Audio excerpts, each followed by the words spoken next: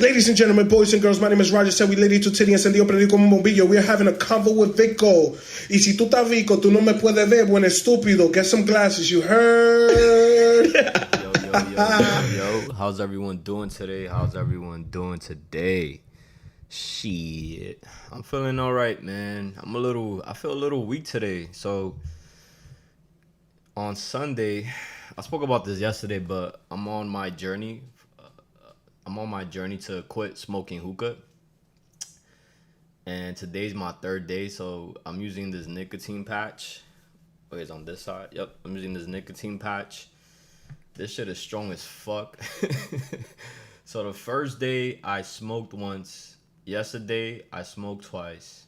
And then today I'm smoking my first one, and then tonight I'll probably smoke one more. I literally smoke at least 6 to 8 times a day. And I woke up feeling hurt today. I didn't even go to the gym today. That's how weak I feel. I just feel like shit. But you gotta trust the process and take it one day at a time. And if there's anything that you can do to your body that's extremely harmful, is smoking on a day-to-day basis. So I'm on the path of quitting. I'm on the path to quit. And the goal is to control it. I can smoke. I would like to smoke when there's a time and place where people come together. For example, at a party, I could smoke, but not smoke on a day-to-day basis. And it's difficult, but take it one time out a day. And this whole time making fun of myself. Who the fuck gets addicted to smoking hookah? I didn't even think that was a thing. I remember I was in denial, and then the day I tried to quit smoking, I couldn't.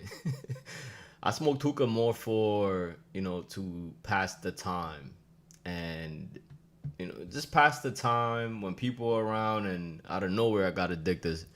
When I was in college, when I moved out of campus, I was on some. Oh, I got this hookah right next to me. Why not smoke it? But let me stop chatting. Let's get to the bullshit. Okay, so let's talk about Kendrick Lamar's Not Like Us is officially eligible for the Grammys. Now that's insane. Why? Because if he wins a Grammy for Not Like Us, this has to be one of the craziest diss song that got Graminated for a Grammy. Is there ever been a diss song that been Graminated for a Grammy? Or I should say, not a diss song, but I should say in a beef between two rappers that are going back and forth, and the song is nominated for a Grammy. If that's the case, Kendrick is already goated, but that just takes him to a whole nother level. Let's see if I'm gonna put a hip hop diss song. This song ever won a Grammy. Is that yeah, but you see, Mama Said Knock You Out. That's not a. Oh, wait a minute. Okay, so this aim at rapper Cool Mo D. All right.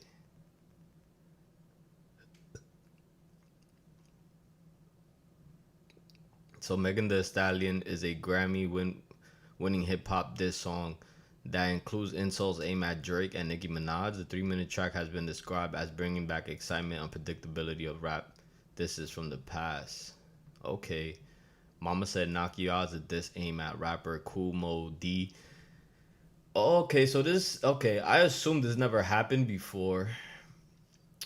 Taxstone also stated that one of Nelly's songs, I forgot which song it was also a diss and happened in real life. But let's go back to this Kendrick. So Kendrick Lamar's Not Like Us officially eligible for the Grammys. Kendrick Lamar has never been beloved. He was already considered the best lyricist of his generation, but the Drake battle and the subsequent pop-out show have vaulted him into GOAT conversation. Not Like Us is a #1 single and music video, which is being shot in Dot's hometown. Mason discussed Not Like Us on June 24th, TMZ reporters inquired about the song, chances of getting a Grammy nomination. CEO was hopeful. Obviously, it's a hot record. It's amazing artistry. He asserted great writing, incredible. Mason also pointed out that Kendrick Lamar is a favorite among Grammy voters. You got an artist that's been nominated before. He's been successful with the organization. I don't see any reason why it couldn't be. Mason insisted that the quality of the song is what matters at the end of the day, and Not Like Us checks all the box. Now, if Kendrick Lamar were to win a Grammy, if he was able to create a Grammy award-winning song within a beef with the best rapper, he's definitely beyond goated. At this point, you can say that he is on the level of Jay-Z. Obviously, he needs more years. He needs another 10. He needs another, what? He's been around for, 15 years? Maybe 13, but I don't see Kendrick Lamar ever stopping. He already has a core fan base, and I can see him being on the level of Jay-Z. But at this point, if he was to win a Grammy for Not Like Us, I think he will. I think that is just unprecedented. We never seen two rappers go back to. That's what I'm saying, back to back. And Drake made that song called Back to Back. But if he was to win a Grammy over this, I think it's going to taint Drake's legacy as being 1 and 2. He won a battle against Meek. He lost to Pusha T, and now he lost to Kendrick. So that'll be interesting. What is the criteria of winning a Grammy? Let's see. What is the eligibility criteria of winning a Grammy? And let me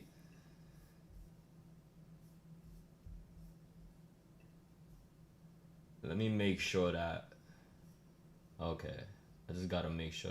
Let me mute this. All right, we good. All right, so we're good. So yeah, let's see what's the. To be eligible for a Grammy Award, recording or music artist must meet several criteria, including release date, submission. Okay, human authorship. Only human creators are eligible for consideration, nomination, or winning a Grammy. However, music that uses AI may be eligible. Okay, oh, that's interesting. So AI can play a role if you could win a Grammy or not. Other categories, okay. But let me know what y'all think. If Kendrick were to win a Grammy for best song for dissing Drake, I think, because at first I had Kendrick winning. Let's just say Kendrick won the battle between Drake. We can all agree to that. I don't think he destroyed Drake. I think he beat him fair and square. But if he wins a Grammy for a song, that's something that we got to add to his resume. And it does make him the boogeyman of rap. So if he does win a Grammy for Not Like Us, he is the official boogeyman of rap. No one can argue that he's not. I know people going to say, yo, you glazing, you goofy. Shut the fuck up. All right, shut the fuck up.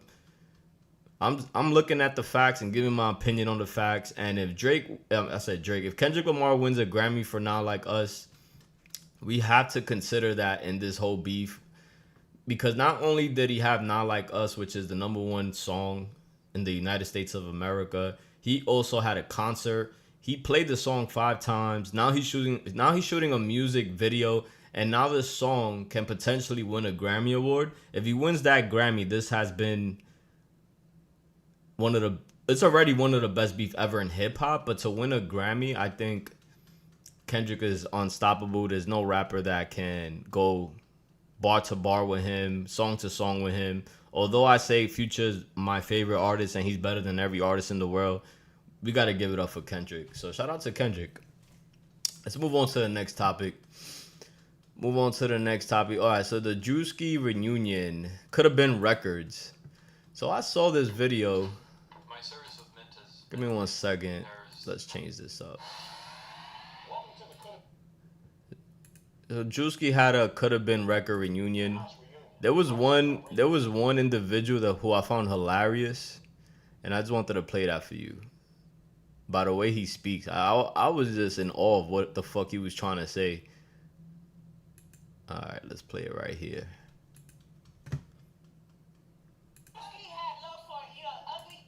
Wait up.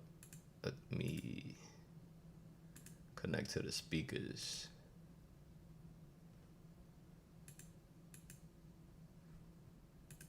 Man, like I said, bro, she ain't no stud, nigga. Her opinion don't matter, nigga. Okay. She ain't no stud. Glock, you've been awfully quiet. Yeah, surprisingly on my mama. What do you gotta say before we wrap up? I'ma say this, man. That's true. If you just stay quiet and observe everyone around you, you see for people who they really are, who they are behind that mask that many of us. Yo, this guy's a clown. He adds an to every word. Let me see if I could try her. If I could try her, I don't know. How does he speak her like? How does he speak her like actor? Fuck, I hit the wrong button. I told you already. It could have been records. Although they're fighting, there's at least some comedy in it. I don't know her, how that guy talk her like that her. I wonder how did he come to speak like that? It's entertaining as fuck. It's an entertainer as fucker. Man, shout out to Druski and could have been record. What we got next, man? Let's talk about 50 Cent. Alright. So if you don't know, 50 Cent surprise, I'm headlining InvestFest 24. 50 Cent will be front and center of Earn Your Leisure InvestFest in Atlanta. TMZ Hip Hop can reveal the booming businessman is this year's headliner. The event is right up 50's alley. He and attorney Ben Crump recently went to Washington, D.C. in the name of black entrepreneurship, pushing the minority representation in the alcohol biz, and we're told he will speak to that topic and much more during the annual event. If you don't know, 50 Cent is currently suing a liquor business company that I believe they distribute his alcohol or make his alcohol, etc., etc.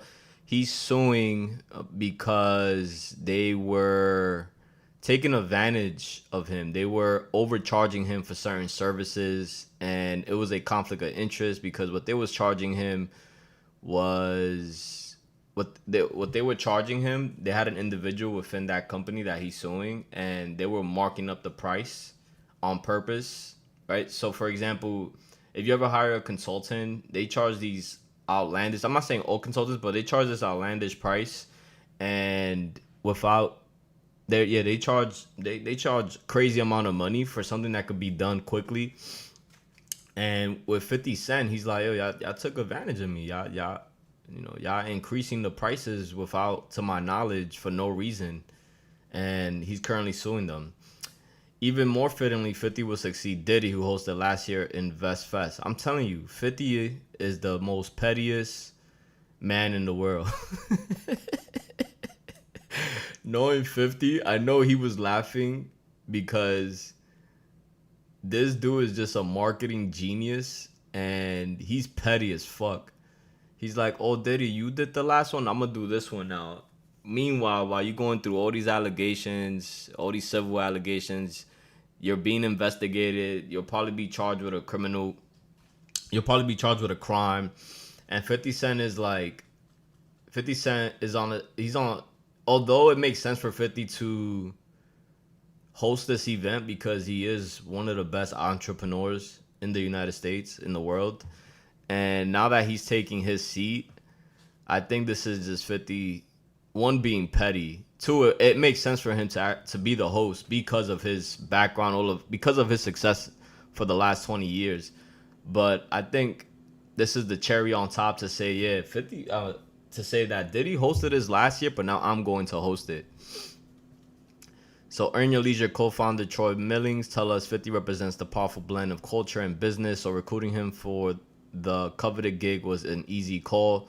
Rashad Bilal also believes 50 will leave attendees with invaluable lessons. We believe 50's insight and experience will inspire and empower our audience to pursue their own paths to financial freedom. So here's a video. Let's see if they're going to play some ads.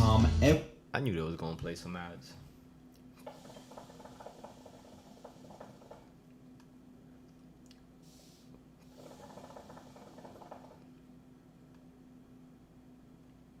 Let's wait. Take your time.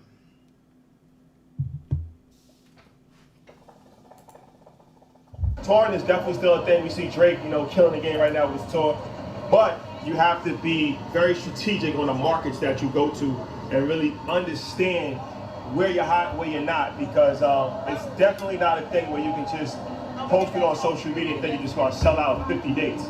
Right. It's important to touch your reach, right? So it's tough to say towards there when we see that Taylor Swift's about to do $1 billion. Yeah. We see Beyonce with the Renaissance tour, like you said, the Drake tour. What we did see last year was people teaming up to go on tour, right? And so you saw Baby and Dirk go on tour, and now they're trying to do it separately. So it's tough to really know where your reach is before you go to a market. Sometimes doing a smaller venue before you go back to the city to do a major show might be the key.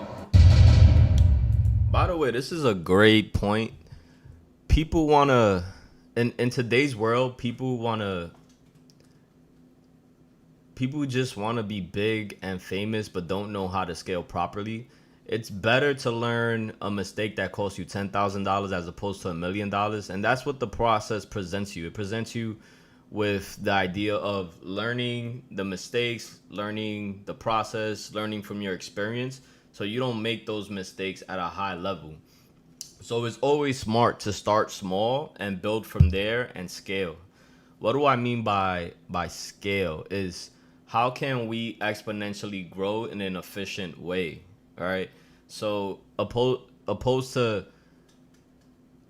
myself spending millions of dollars on this show, I don't have millions of dollars. Let's start there. But the journey in starting my own show, starting my own podcast, learning the behind the scene work of what it takes to start a show, I'm happy to say that I've learned through so much through my experience that I also save money in the long term, because if I was to hire a marketing consultant, I already have an idea of how to market my product, and I can speak that language of marketing. I'm not saying I'm a professional. I'm not saying I'm not an expert, but I have an idea of what they're going to do.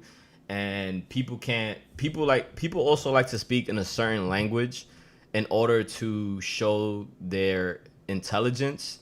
And although there are acronyms that people may use, for example, CPM, CPR, whatever, et cetera, many people use that language because, one, I understand why they use it, is so they can communicate at a rapid pace, right? And at least I understand what it means, but sometimes people use that to their advantage to make other people feel inferior because they think just because they understand the acronym, they know everything, right? And I'm pretty sure we all encounter people that believe they were the smartest person in the world just because they understood something that you didn't. And the whole goal is to, learn that the whole goal is to get 1% better and learn as you go. But going back to 50 Cent, let me know what y'all think of 50 Cent hosting and and succeeding Diddy, who was the host last year. This has been a full circle for 50 because he always spoke of Diddy. He spoke of him in I'll say a negative way, because he called him a fruit pop. He said, Diddy, although he wrote for Diddy at a time where he needed some type of job or needed something to do, although he worked under him, he always had his opinions on Diddy. That's why he never went to no Diddy party. And I think 50 Cent is someone to admire. I feel, though, if it feels like he's underrated, but objectively speaking, he's that guy. We all know that from being one of the biggest rappers, which one of the biggest launch album debut from a rapper, from having a ton of sales, from creating and executive producing his own shows. He currently has 20 plus shows. And I think we're gonna appreciate 50 Cent more once he's gone. And he paved his own wave.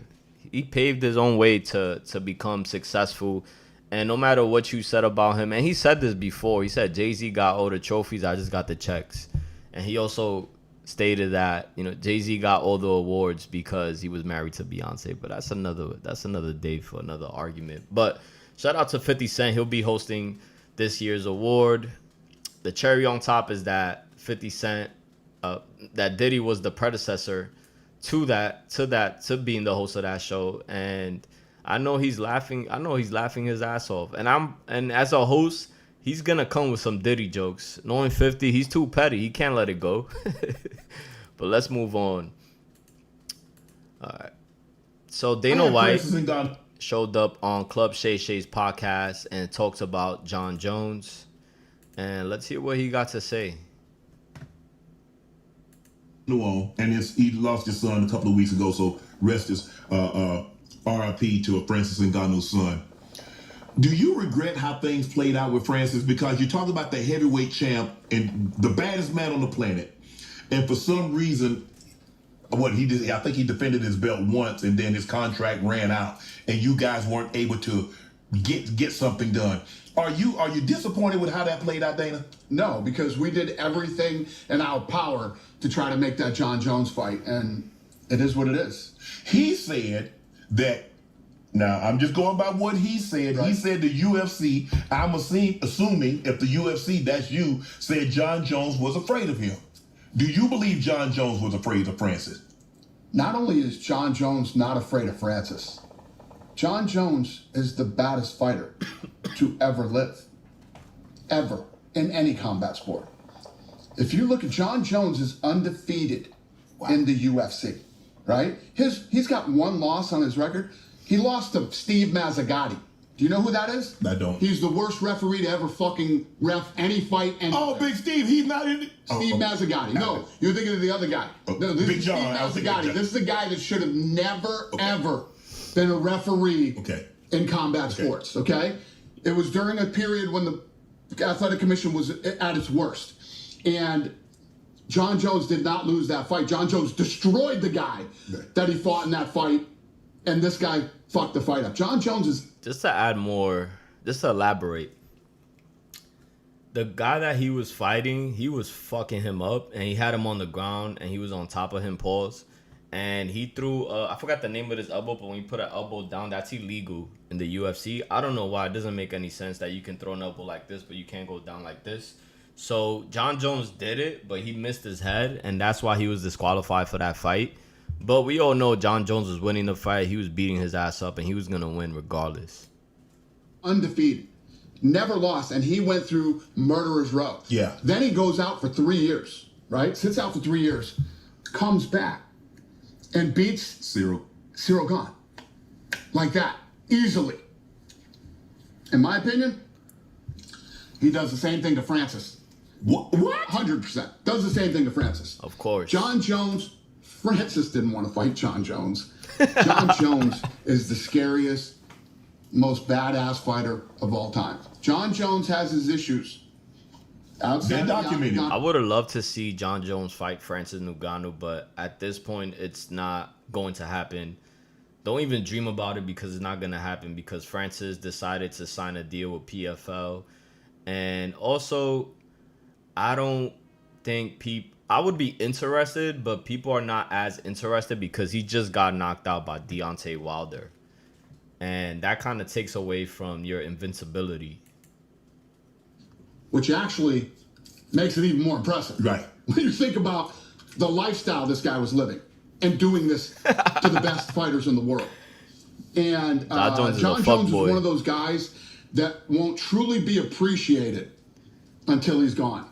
Right. But I'm telling you right now, when you talk about who the baddest man on the planet is, 2 guys get locked in a room, who's walking out? It's fucking John Jones all day, every time.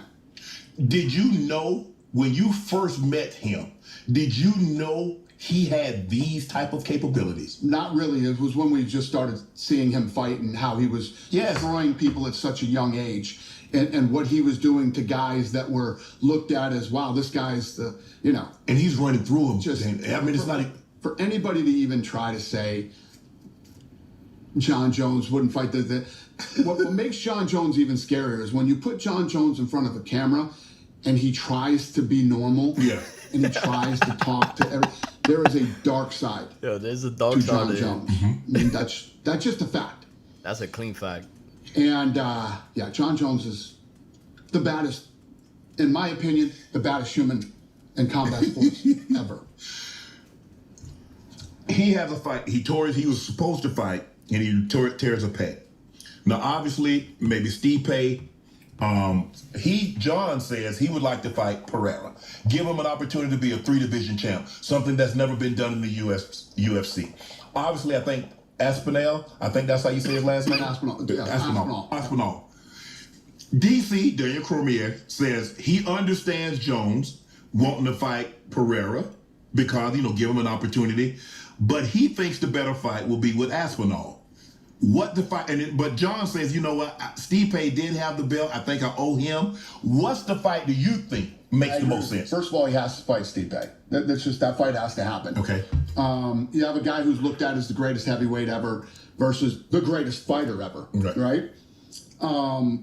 That fight has to happen. And I don't disagree with DC. The next fight should be Aspinall. Okay. And John Jones, most of the people that cover this sport know nothing about the sport. They're actually horrendous. They don't know anything about the sport, and they definitely don't know anything about the business of the sport. But if John Jones beats Stipe, then Aspinall, so if he beats Stipe, he beats Aspinall, he should just retire because there's nothing else left for him to prove. There's nothing for him to prove now. John Jones went on a crazy run. He beat a ton of legends. He beat a ton of great fighters. He beat Lota Machida. He beat Shogun Rule. I didn't even. But I remember my boy telling me, "Yo, John Jones would beat Shogun." Y'all know Shogun. He's this elite multi-fighter who was a beast. Who beat Machida, who was undefeated. Then John Jones beat Shogun. He beat Rashad Evans. He beat Alexander Gustafsson. He beat Cyril Gane. He beat a ton of people. And the competition he was facing was ridiculous. And if you know the UFC, we all know he's the GOAT. You can't compare him to nobody. People like to say Khabib because he was undefeated, but you can't even compare Khabib to John Jones because the level of competition John Jones was beating at the time was remarkable. He beat, what's this guy's name? Oh, Rampage Jackson. He beat all the elites at their peak, and you can't compare him to no one. If you know MMA, John Jones is the GOAT.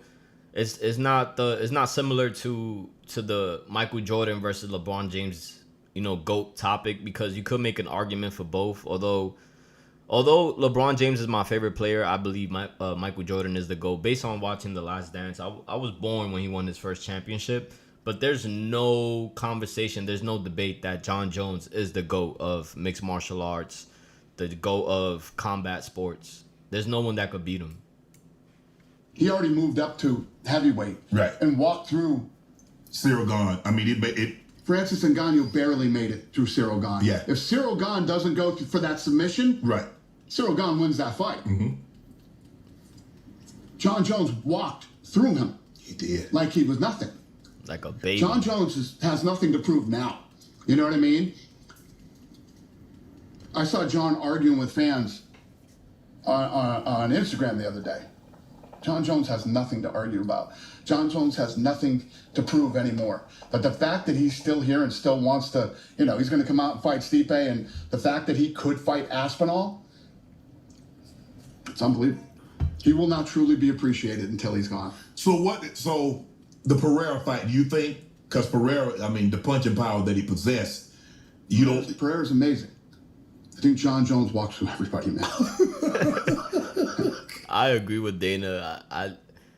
Because John Jones already has the length, and it'll be hard for Alex Pereira to hit him with that left.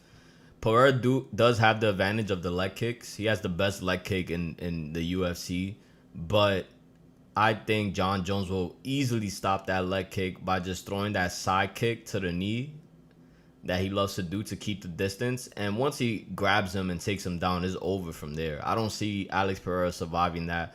In addition, Pereira's cardio is not that great either. He gets tired during the fight. John Jones is a beast. He'll keep coming after you. When John Jones gets his hands on you, you're in trouble. What makes him so unique? Because there are a lot of guys that can That's a good question. There's a lot of guys that can submit you. There's a lot of guys that can stand. What makes John Jones so unique? John Jones has a great chin. Yup. John Jones is good anywhere the fight goes. He is. And John Jones is a killer. He's a killer. John Jones doesn't go in and try to squeak out, Yeah. Decisions. I think that's what you love most about him. You don't like guys trying to wrestle and just try to get It's not even that. He's the best. And there is a dark side to John Jones. Wow. Look at the when him and Cormier were in that interview. Yeah. And they thought that the cameras were off. Right. And they start talking to each other back and forth. And Cormier's like, you're a piece of shit. I'd spit in your face right now. And John Jones is like, and I'd kill you. I'd kill you, right? Like, we're not talking about fighting. I'd kill you. And then John Jones, the stuff that's gone on. No, let's watch that clip real quick. Let's see.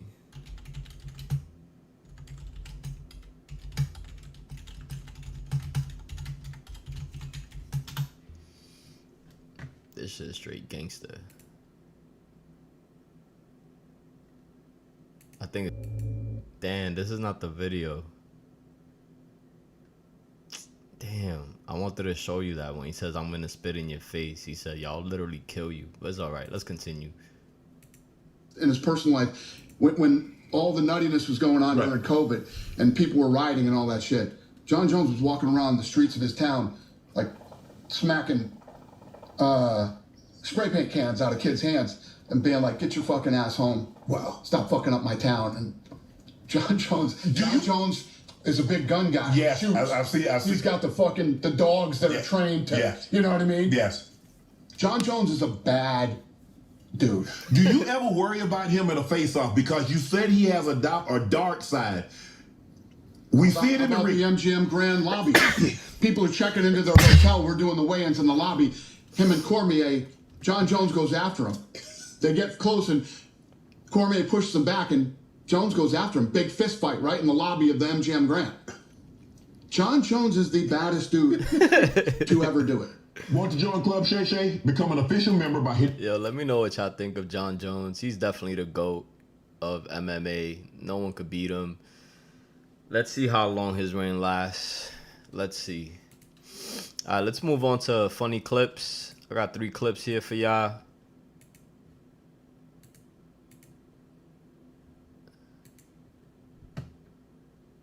Let's check this out. Away with doing nothing, so how does it not fault? No, because you're identified again. The only reason you got away with doing nothing is because nobody wanted to fill out a complaint on That it. sounds stupid. Okay? How I get away with doing nothing? I got away with doing nothing because I did nothing. No, because you guys. The first time. Yo, kids are so smart and annoying. I worked with the youth for many years, and they just have a slick mouth. He's like, yo, how I got away with doing no when I didn't do nothing? Yo, kids will be kids, man. Let's go on to the next one. This had me weak.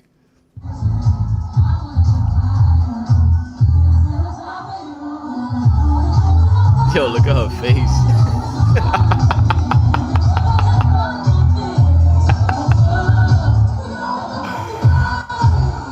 Yo, I don't care what guy is out there, but we all done that where you see a group of girls dancing, you go try to dance, she just deads you, and you feel dumb as hell.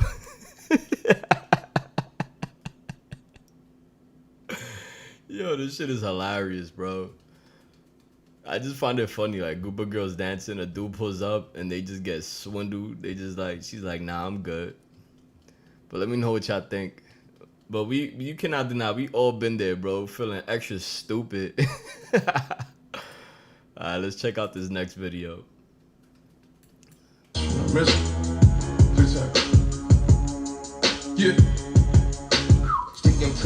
Nah, this is crazy, bro. What type of hairline is this? In the 1990s, when set hairstylists didn't know how to do black hair, don't worry, I'm laughing too.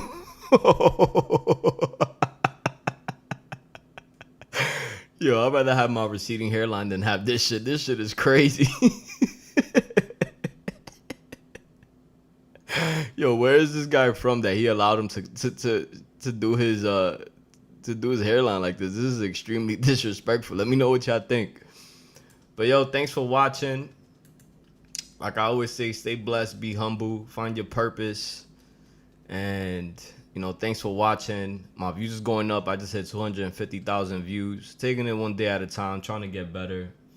But stay